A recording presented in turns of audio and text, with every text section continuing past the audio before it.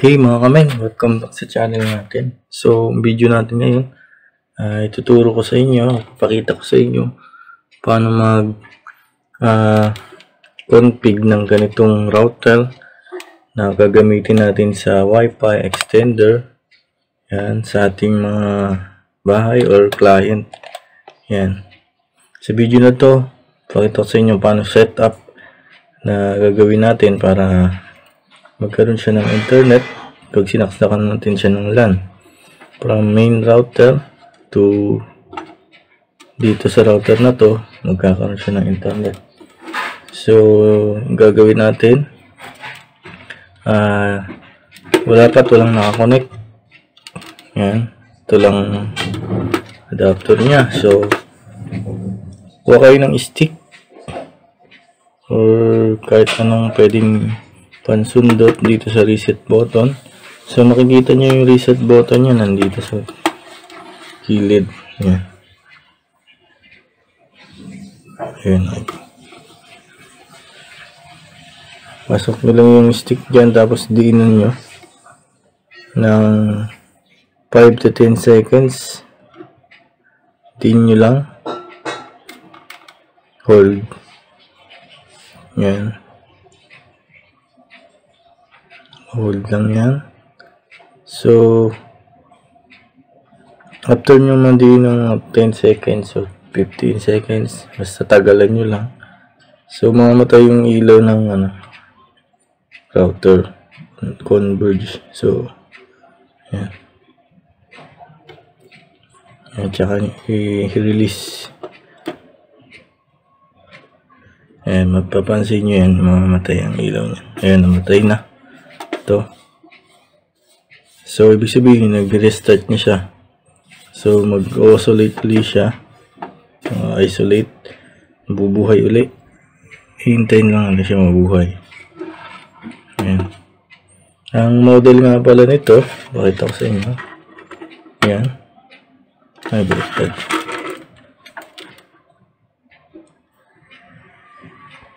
Ayan yung model niya. Ayan. EG8014 B5B5 modem. Ayan.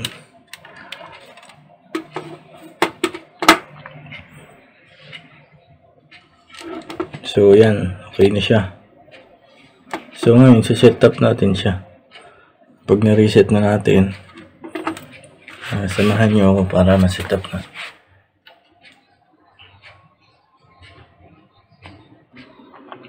Okay, set-up natin siya through laptop para makita nyo. At malaki yung screen. Pwede din siya sa cellphone. Same method lang yung gagawin mo kung wala kang, di ma-record na may laptop ka. Siguro naman may cellphone ka para ma-setup mo yung IP address or dashboard ng router na to. Para ma-setup mo ay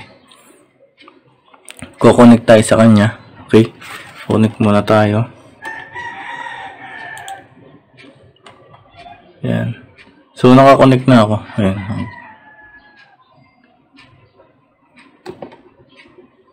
Ayan. Ayan yung Wi-Fi name niya pag ni-reset. Huawei. So tandaan nyo na lang yan. So makikita nyo naman yan. Yung kung hindi nyo alam yung Wi-Fi password, nandito sa likod ng modem. Ayan. Yung SSID, yan yung pangalan ng Wi-Fi. Tapos yung password niya ito. Ayan. Makikita nyo naman yan dyan. So, ganun lang. Para makita nyo yung Wi-Fi. So, once naka-connect na kayo sa kanya, punta kayo sa browser, type nyo naman tong IP address na nandito din sa likod. Ayan, ito nakalagay na IP. Ito-type nyo yan, 192.168.100.1. Tapos yung username, tsaka password. So, tandaan nyo yan. So, sa case natin, para ma-access natin yung dashboard na magka-internet siya, iibahin natin yung username tsaka password. So, proceed muna tayo dun sa IP address. I-type nyo 192.168.100.1. Then, enter nyo lang. So, yan na. Dito na tayo sa dashboard. So, ang nakalagay dito, ayan, kung makikita nyo, ayan, admin siya, tapos ito yung password, root, tapos admin, HW. Hindi natin siya gagamitin. So, ang ilalagay lang natin dito ay telecom admin para ma-set up natin siya. So, yung telecom admin, babaliktarin nyo lang, admin telecom, yung password.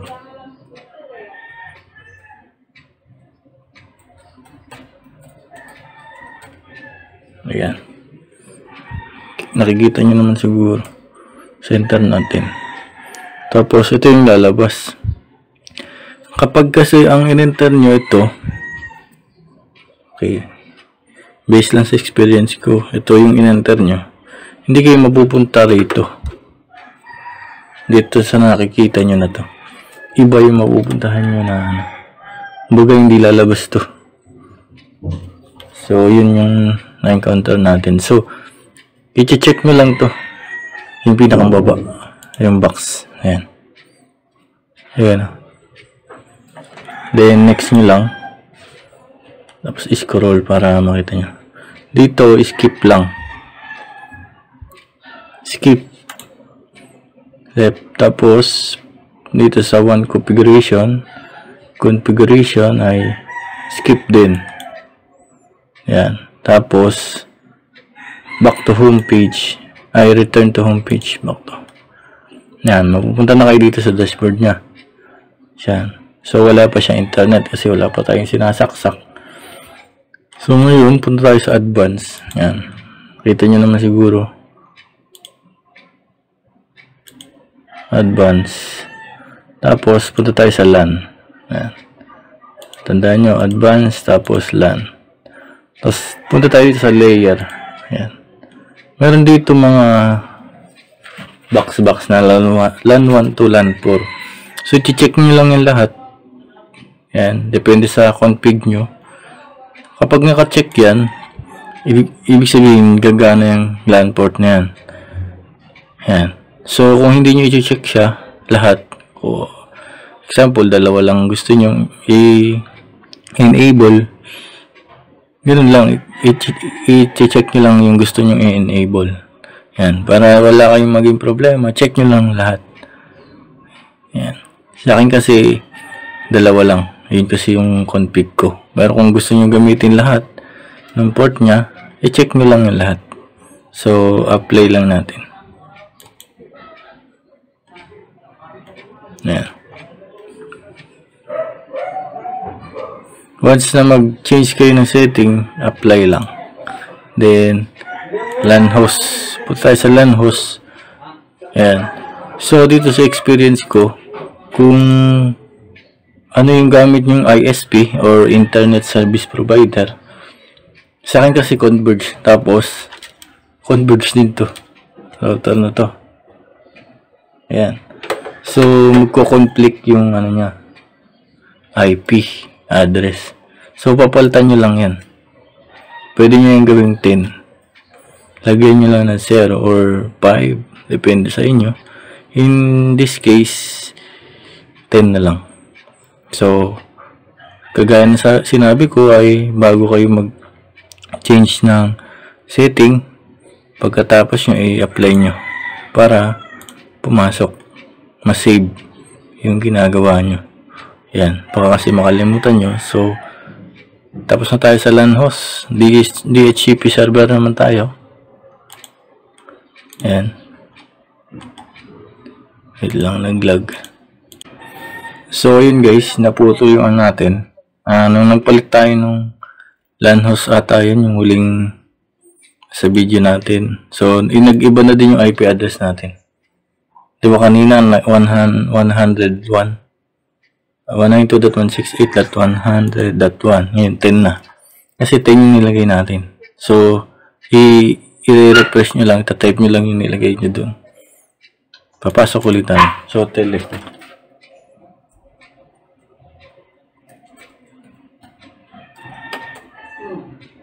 Admin Telecom.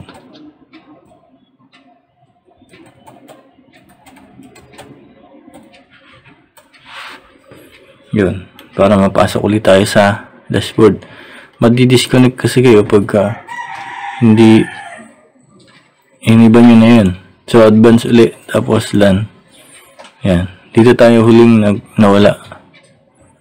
Yan. Baka kasi may counter nyo mawala. Yan. Kikita ba? Ayan. Binalta natin siya eh.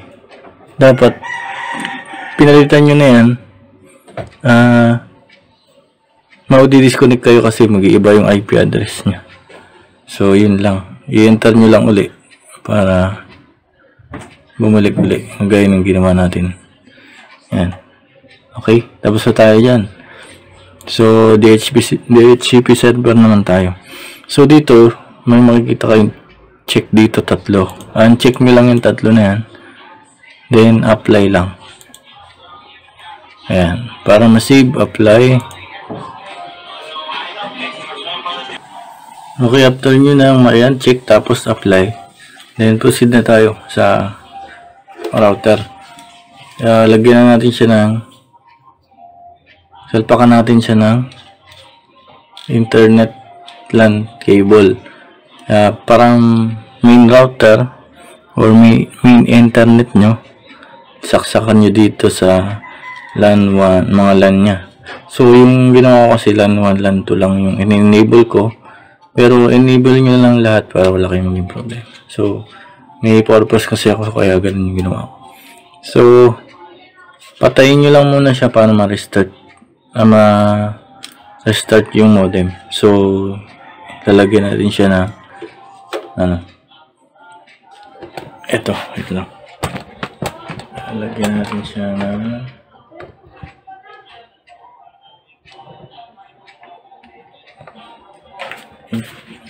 internet. So, kunin ko lang yung LAN dito. Ito nga, di ko magkakainta.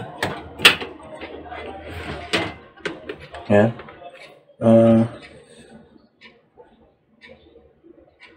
Sa LAN 1 natin saksak. Ayan. Diyan na lang siguro. Mayroon kasi ako microtech dyan. So, yan. Susubukan naman natin kung may internet siya. So, dito na lang sa laptop para makita nyo din. Ayun ko lang para muna.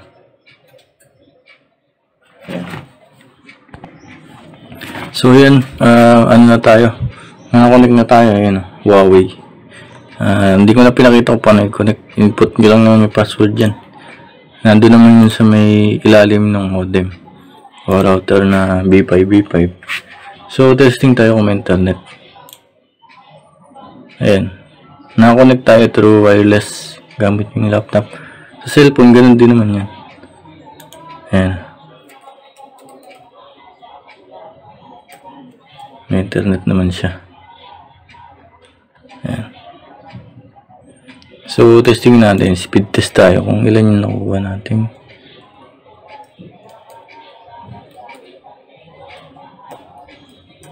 Speed ng internet.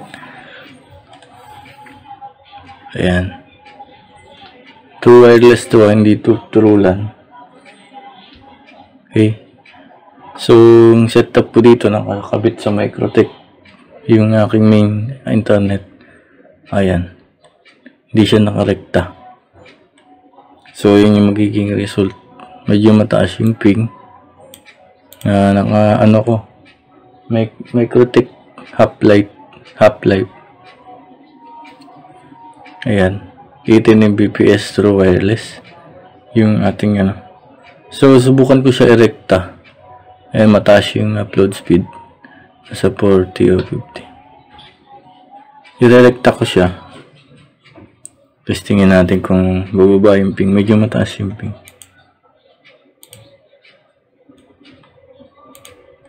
O, try natin ulitin.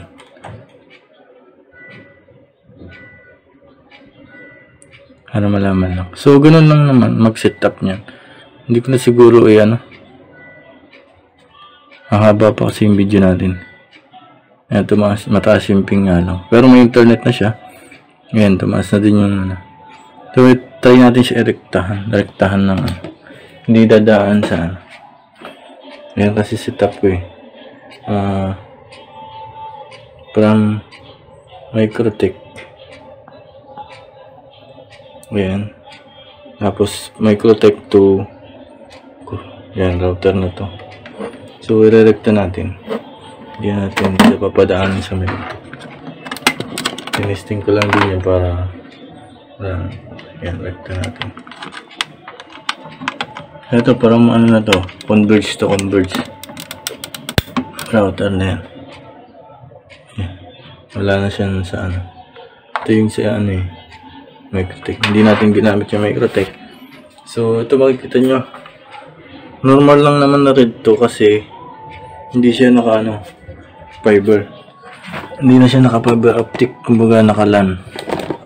LAN na siya. Kumbaga ginawa mo na siyang Wi-Fi extender na lang.